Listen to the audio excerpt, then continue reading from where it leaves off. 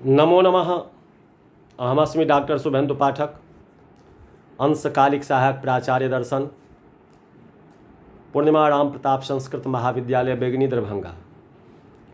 प्रियांशु छात्र, आज की कक्षा में उपशास्त्री द्वितीय वर्ष के छात्रों को वैशेषिक दर्शनांतर्गत जन्य परिमाण की उत्पत्ति के संबंध में कहने का प्रयास कर रहे हैं। तो जन्य परिमाण की उत्पत्ति अनित्य परिमाणों में अनुपरिमाण की उत्पत्ति और संख्या से और महत्व की यथावसर संख्या परिमाण तथा प्रचय से होती है।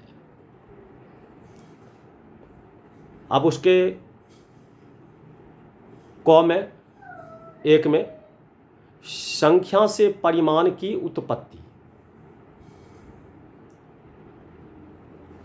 तो प्रियांशु छात्र है, यह तो प्रत्यक्ष सिद्ध है कि महत परिमाण से युक्त दो कपालों से आरब्ध घट का परिमाण महत होने पर भी कपाल के परिमाण से उत्कृष्ट होता है। इसी प्रकार महत परिमाण संपन्न अनेक काष्ठ खंड से निर्मित सज्जा आदि पदार्थ का महत परिमाण अवयवों के महत परिमाण से उत्कृष्ट होता है।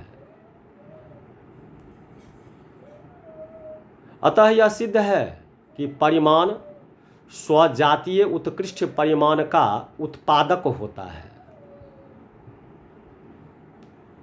अब द्वैनुक के अनुपरिमाण की उत्पत्ति का प्रश्न है। यहाँ यदि द्वैनुक के समवायी कारण परमाणु में रहने वाले परमाणु परिणाम को ही द्वैनुकगत परिमाण का प्रयोजन मान लिया जाए, तब तो पूर्वोक्त नियम के अनुसार परिमाण से आरब्ध द्वैनुक निष्ठ जन्य परिमाण को परमाणुत्तर होना चाहिए और इस तरह परमाणुनिष्ठ परमाणु परिमाण का परम तत्व ही नष्ट हो जाएगा एवं परमाणुत्तर परिमाण की प्रसिद्धि भी नहीं है। अतः द्वैनुक के प्रामाणिक अनुपरिमाण की उपपत्ति के लिए परमाणु द्वय में ईश्वर की अपेक्षा बुद्धि से जन्य द्वितीय संख्या से ही द्वैनुक के परिमाण की उत्पत्ति माननी चाहिए। इसी तरह द्वैनुक में वर्तमान हर्षत्व की उत्पत्ति भी संख्या से ही माननी चाहिए। इसी प्रकार त्रैनुक का महत् परिमाण भी उसके उपादान भूत तीन द्वैनुकों में ईश्वरीय अपेक्षा बुद्धि से उत्पन्न तृत्व संख्या से ही उत्पन्न होता है, क्योंकि महत् परिमाण के तीन ही कारण होते हैं: कारण महत्व, कारण महत्व, कारण बहुत्व तथा प्रचय। प्रकृति में त्रैनुक के समवायी कारण द्वैनुक में महत्व नहीं होने से प्रथम कल्प की आशा ही नहीं है। द्रव्यनुक त्रय संयोग में शैथिल्य नहीं रहने के कारण प्रचय के आधार पर भी निर्वाह नहीं होता है। अतः परिशेषात द्वैनुक त्रैनिष्ठ तृत्व संख्या को ही त्रैनुक के महत्व का प्रयोजक माना जाता है। त्रैनुक के दीर्घत्व की भी यही स्थिति समझनी चाहिए। अब जन्य परिमाण की उत्पत्ति का क भाग कहें। अब ख में कहते हैं जो परिमाण से परिमाण की उत्पत्ति ही परिमाणजन्य महत परिमाण वाले द्रव्यों के दो रूप हैं। एक में दो महत परिमाण वाले अवयवियों से आरब्ध, ख में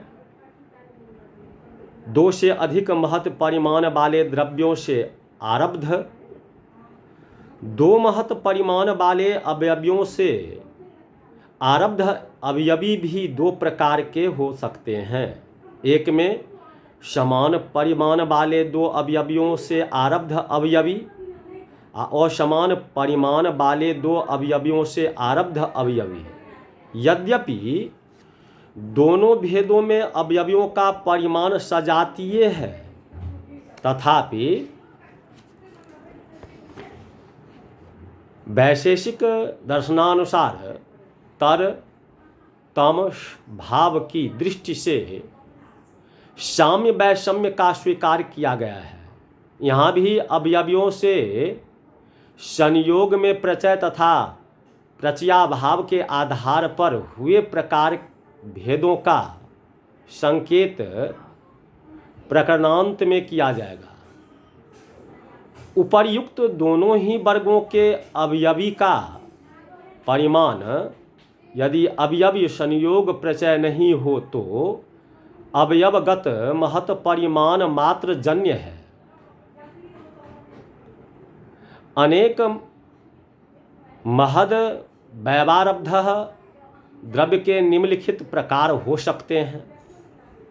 एक में असमान परिमाण समसंख्यक अवयवों से आरब्ध, दो में समान परिमाण असमसंख्यक अवयवों से आरब्ध, तीन में समान परिमाण समसंख्यक अवयवों से आरब्ध, चार में असमान परिमाण असमसंख्यक अवयवों से आरब्ध। अब इसमें प्रथम वर्ग के अवयव द्रव्यों का महत परिमाण केवल अवयवनिष्ठ परिमाण से ही उत्पन्न होता है, न कि संख्या से, क्योंकि संख्या में साम्य रहने पर भी 10 बड़े बड़े पक्षों से बनी हुई पुस्तक तथा 10 छोटे छोटे पत्रों से बनी हुई पुस्तक के परिमाण में तारतम्य स्फुट है। अतः संख्या को इसका कारण नहीं माना जा सकता है। दूसरे वर्ग के अवयवी के परिमाण के विषय में दो मत है और में वैशेषिकाचार्यों का कहना है कि यहाँ परिमाण तथा संख्या दोनों ही कारण है। अतएव समान परिमाण वाले 10 तंतुओं से आरब्ध पट के परिमाण में तथा तत्समान परिमाण वाले 20 तंतुओं से आरब्ध पट के परिणाम में प्रत्यक्ष तारतम्य उत्पन्न होता है। अब आमें कहते हैं, अन्य लोगों का कहना है कि यह परिमाण केवल संख्या से ही जन्य है, परिमाण से नहीं, क्योंकि परिमाण के समान होने के कारण उसे उपर्युक्त पटद्वय के प्रत्यक्ष सिद्ध परिमाण तारतम्य का उत्पादक नहीं माना जा सकता। तीसरे वर्ग के अवयवी द्रव्यों के परिमाण के विषय में भी दो मत है, जिसका में कहते हैं अन्यत्र अवधित सामर्थ्य होने के कारण संख्या तथा परिमाण दोनों ही इसके प्रयोजक होते हैं। में केवल परिमाण ही इसका प्रयोजक होता है, क्योंकि सजातीय कारण से कार्य की उत्पत्ति हो जाने पर विजातीय कारण की कल्पना करने की कोई बात ही नहीं उठती। द्वितीय तथा तृतीय प्रकारों की स्थिति के अवलोकन से ही चतुर्थ प्रकार की स्थिति स्पष्ट है। अतः इसका पृथक विवेचन नहीं किया जा रहा है। संकीर्ण स्थितियों का भी इस दृष्टि से महत्व नहीं है। तो प्रियांशु छात्र, तो क और ख के संबंध में आप लोगों को हम कह के सुना दिए। तो आज की कक्षा में बस इतना ही। पुनः इस आगे की कक्षा में हम आप लोगों को प्रत्यय से परिमाण की उत्पत्ति के संबंध में कहने का प्रयास करेंगे। तो आज की कक्षा में बस इतना ही। इति